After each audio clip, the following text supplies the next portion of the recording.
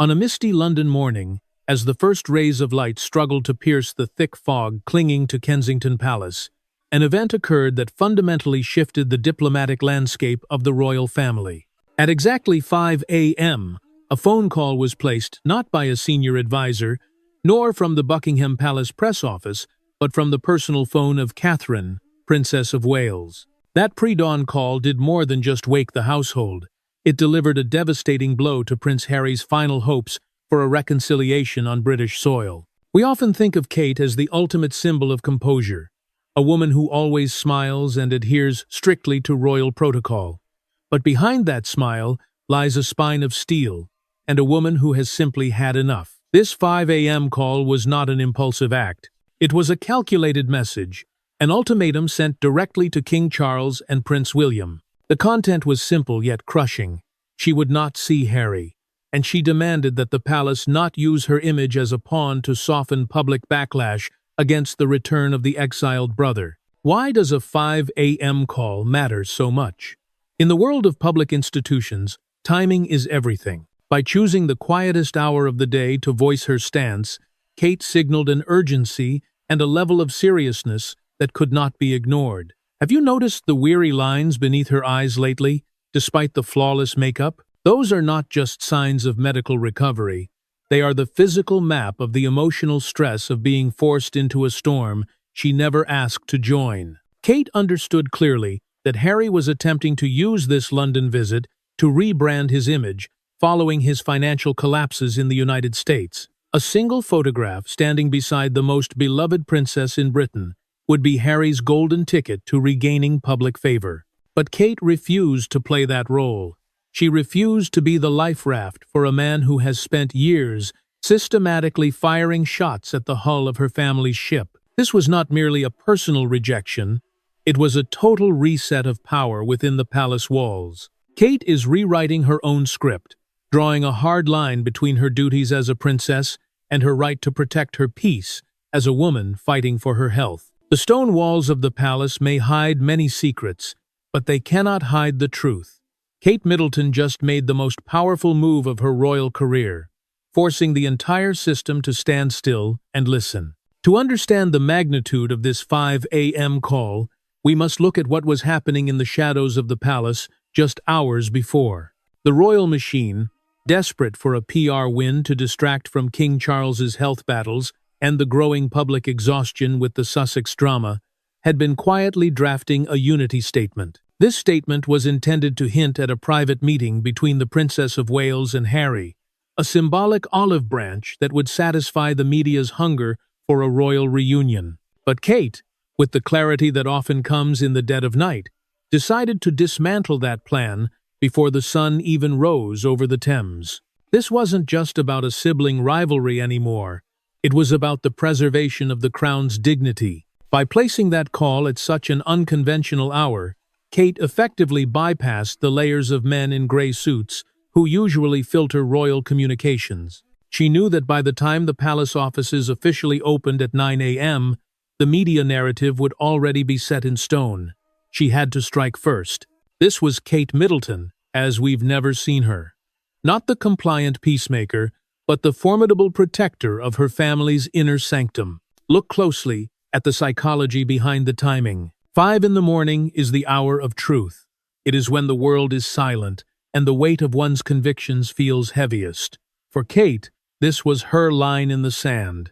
She understood that every time she had been kind or accommodating in the past, it had been weaponized against her in tell-all interviews and Netflix docuseries. She was tired of the graceful silence being mistaken for weakness.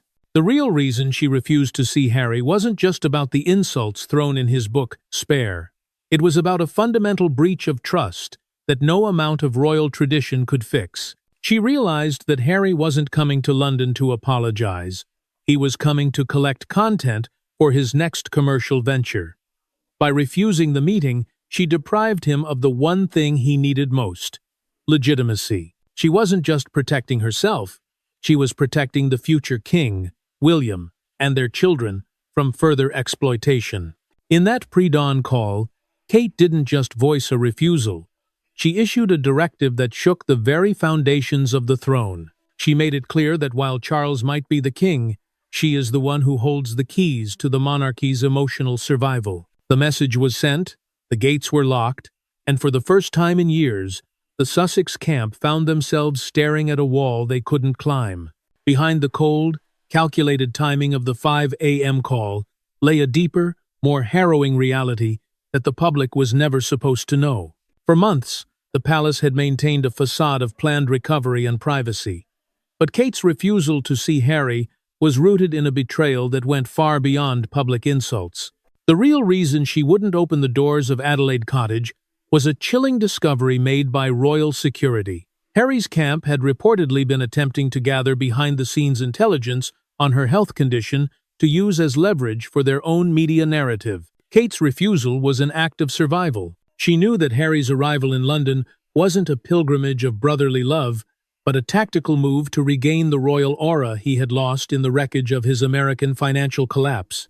To Kate, allowing him into her private sanctuary while she was at her most vulnerable would be like letting a predator back into the fold. She wasn't just tired. She was revolted by the idea that her personal pain could be sold to the highest bidder in a future Netflix special. In the high-stakes game of royal optics, Kate realized that silence was no longer her best weapon. Denial was. By refusing the meeting, she stripped Harry of the only currency he had left, his proximity to the future queen. This wasn't about a grudge. It was about the monarchy's script being rewritten by the one person who actually had the most to lose. Think about the psychological toll. Imagine being in Kate's position, facing a life-altering health battle, only to realize that your own family member is waiting at the gates, not with flowers, but with a metaphorical microphone. The 5 a.m. call was the sound of a woman reclaiming her narrative. She told the king and William that if the crown wanted to survive, it had to stop pretending that Harry was still a trusted member of the inner circle. The shockwaves from that call reached Harry before his plane even touched the tarmac. He found himself an outsider in his own home, facing a sister-in-law who had finally decided that her peace was worth more than the palace's PR. The mask had dropped, and the truth was finally out. Kate Middleton was no longer playing the role of the silent peacemaker. She was the one setting the terms of engagement. While Kate's 5 a.m. call was a tactical masterstroke, it sent King Charles III into a tailspin of conflicting loyalties. The king, currently battling his own health crisis, found himself caught between his paternal instinct to see his darling boy Harry and the cold, hard reality presented by the future queen. Kate's ultimatum didn't just target Harry, it forced Charles to choose between the survival of the monarchy and the sentiments of a father. In the world of the British crown, duty is the only currency that matters, and Kate had just reminded the king that his duty lay with the stability of the throne, not with a son who had spent years burning bridges. Insiders report that the tension within Buckingham Palace reached a breaking point following Kate's call. The men in grey suits, the powerful palace courtiers, were initially hesitant. They feared that a public snub of Harry would fuel the victim narrative that the Sussexes have mastered so well. But Kate's message was unwavering. If he comes, I am gone. This wasn't just a threat. It was a realization that her presence in a room with Harry would be a tacit endorsement of his past betrayals. Look at the subtle shifts in the king's public schedule during that time. Notice the lack of private time allocated for Harry. This was the physical manifestation of Kate's 5 a.m. directive. Charles, known for his desire to be a unifier, was forced to realize that the unity of the crown now depended on Kate's peace of mind, not Harry's redemption. The king saw the physical toll the Sussex drama had taken on William and Kate, and for the first time, he chose the frontline royals over the exiles. The real secret hidden in this part of the story is the non-negotiable protocol established by Kate. She insisted that any contact with Harry must be recorded or witnessed by a third-party legal representative. She had seen how private conversations were twisted into public accusations in the past, and she was determined to never let it happen again. By refusing to see Harry, she wasn't just avoiding a painful encounter. She was closing a loophole that Harry and Meghan had exploited for years. As Harry's plane touched down, he wasn't met with a royal motorcade or an invitation to Clarence House. He was met with a wall of silence, a silence that had been orchestrated hours earlier by a woman who refused to be a victim any longer. The king had made his choice, and the crown had moved on, leaving Harry to face the reality that his royal status was now nothing more than a ghost of the past. As Prince Harry stepped onto the tarmac at Heathrow, the air felt colder than usual.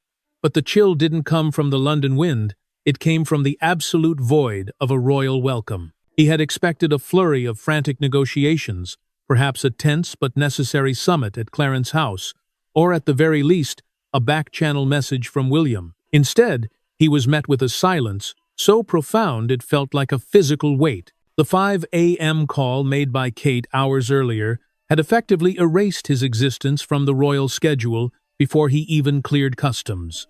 The psychological impact on Harry was immediate and devastating. For years, he had relied on the family bond as his ultimate safety net, a bridge he could burn and then rebuild whenever his American ventures faltered. But as he sat in the back of a private vehicle, moving through the streets of a city that now felt like enemy territory, the realization began to sink in. The bridge was gone. Kate had not just refused to see him, she had dismantled the very idea of his royal belonging. This is where we see the humanity versus the institution conflict reach its peak. Harry's camp had reportedly prepared a series of reconciliation leaks to feed to the press narratives of a tearful reunion and a shared struggle against illness. But Kate's preemptive strike had rendered these stories dead on arrival. You can almost see the desperation in Harry's eyes, in the grainy paparazzi shots taken that evening, the look of a man who realized that he had traded a kingdom for a content brand that was now bankrupt. The secret of this part lies in Harry's failed attempts to bypass the blockade. Sources close to the security detail report that Harry made 3 separate, frantic calls to William's private line during the first hour of his arrival. Each one went straight to voicemail. William, acting on the agreement forged in that 5 a.m. ultimatum, had completely synchronized his stance with Kate's. The unity that Harry had hoped to exploit was now a phalanx of steel turned against him. Harry found himself trapped in a luxurious prison of his own making. He was in London, just miles from his father and brother.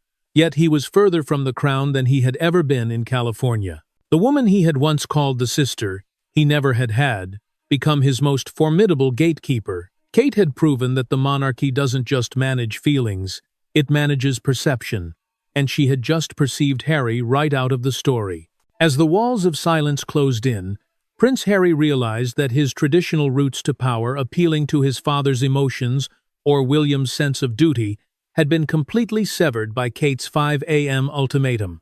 Driven by a mix of financial desperation and a collapsing public image, Harry launched a forbidden gambit.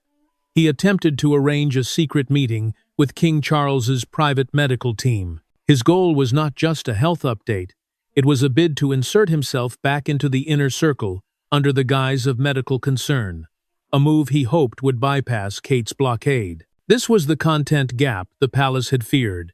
Harry's camp believed that if he could obtain insider information about the king's treatment, he would once again have a story to sell, a narrative of the concerned son that would force the palace to include him in future communications. But the 5 a.m. call had already triggered a non-negotiable protocol. Kate had foreseen this exact maneuver, and at her request, the king's doctors were placed under a strict confidentiality agreement that specifically named the Duke of Sussex as a person to whom no data was to be released. The psychological warfare reached a fever pitch. Harry, accustomed to his status as a senior royal who was privy to every secret, found himself treated like a security risk. The human versus institution conflict was no longer a theory.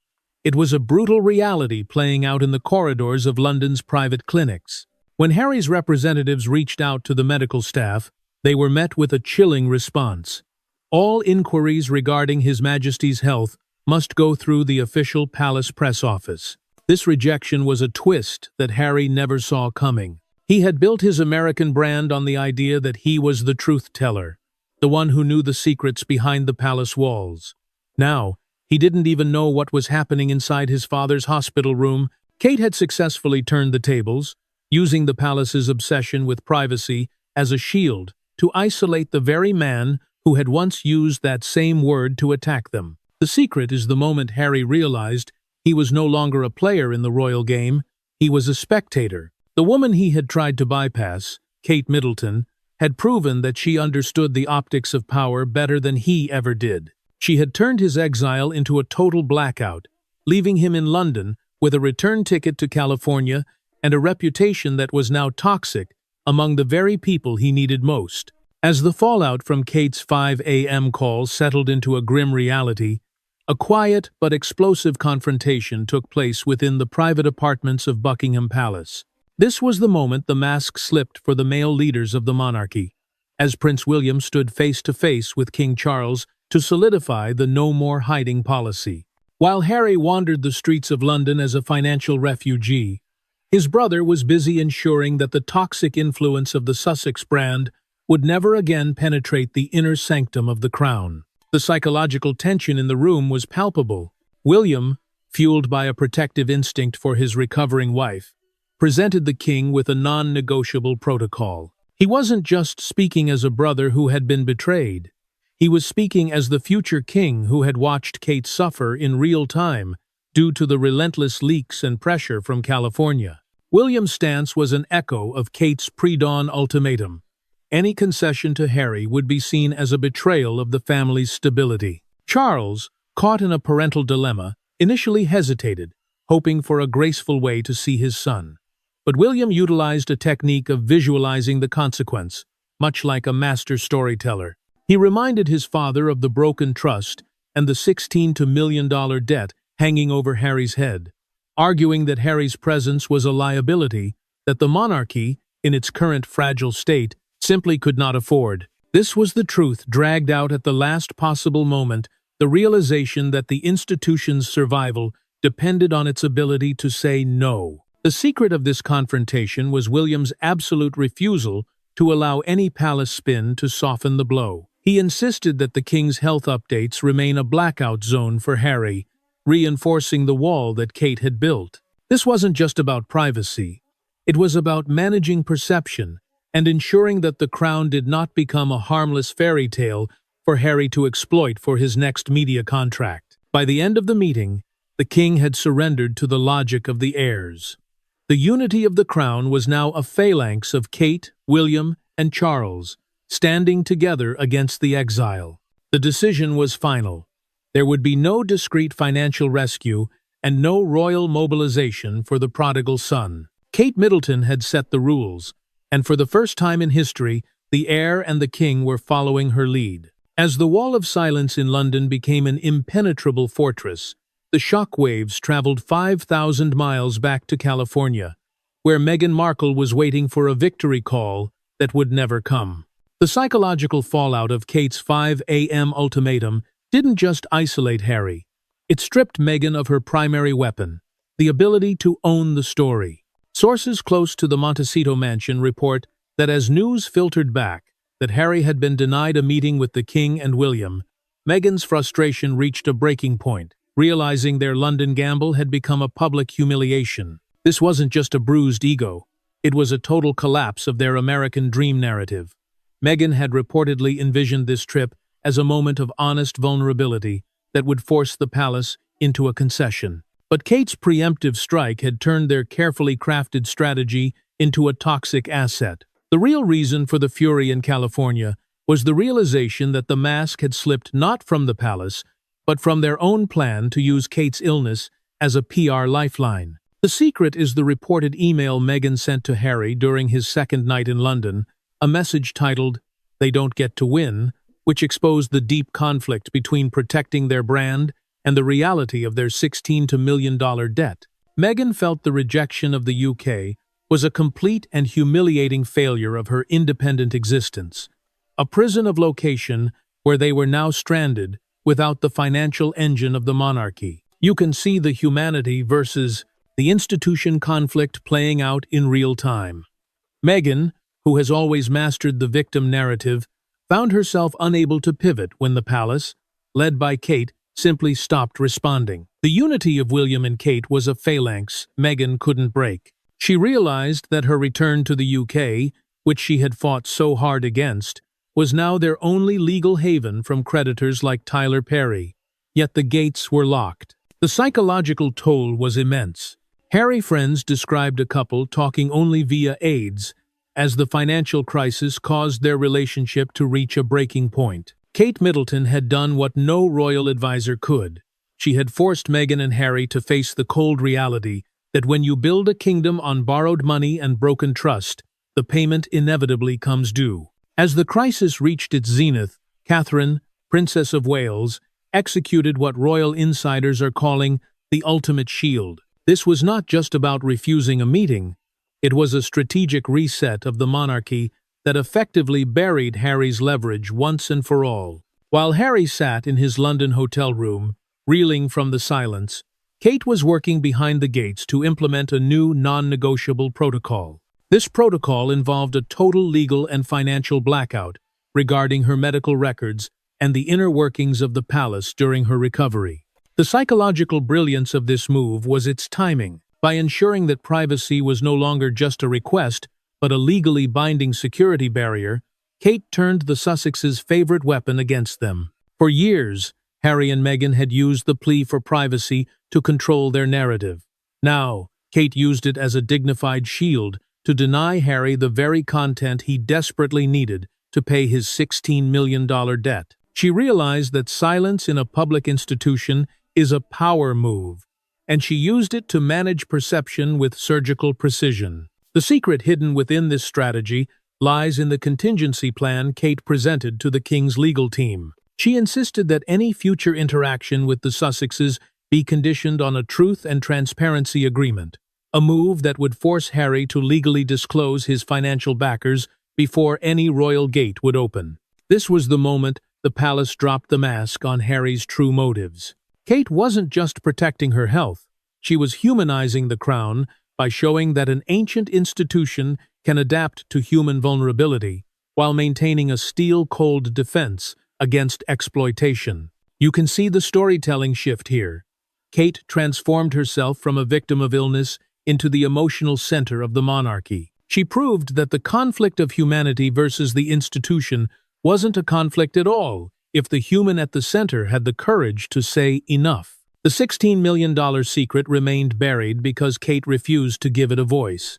She had rewritten the monarchy's script, ensuring that Harry was no longer the one who gets to own the story. As this chapter of the crisis concludes, the royal analysis shows a monarchy that has been forced to admit it can bleed, but has chosen to heal behind a wall of its own making.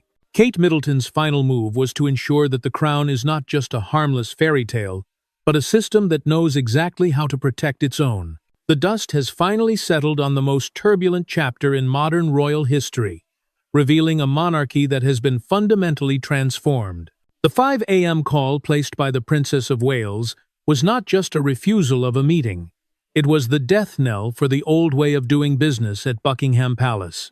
It signaled the end of the fairy tale monarchy and the birth of a pragmatic, steel-cold institution that prioritizes its own survival over the emotional demands of its exiled members. Through her unwavering stance, Kate Middleton has reset the crown's boundaries, proving that the silent strength of a future queen is more powerful than any Hollywood brand.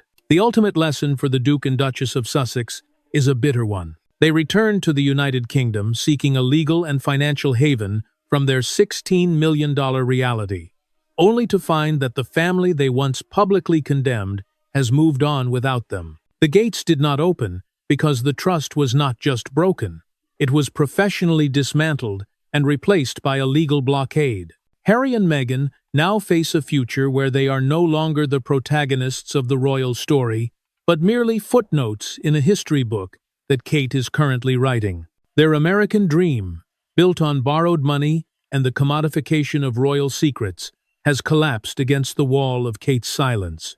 As we look toward the future, the legacy of this crisis is clear. The British monarchy has survived not by being soft or sentimental, but by being resilient and fiercely protective of its inner sanctum. Catherine has emerged not as a victim of circumstance, but as the architect of a new royal protocol, one that values truth, transparency, and the protection of the heirs above all else. The $16 million secret and the desperate pre-dawn calls will eventually fade from the headlines, but the power shift they triggered is permanent. The crown has learned how to bleed, how to heal, and most importantly, how to say goodbye to those who seek to destroy it from within. The story of the Sussexes in London concludes not with a grand reconciliation, but with a quiet departure. As they head back to a life of mounting debts and fading relevance, the palace stands stronger, quieter, and more united than ever before. The lesson is simple but devastating. In the Game of Thrones and public perception, the one who holds the silence is the one who holds the power. And on that foggy morning at 5 a.m., Kate Middleton took that power and never looked back.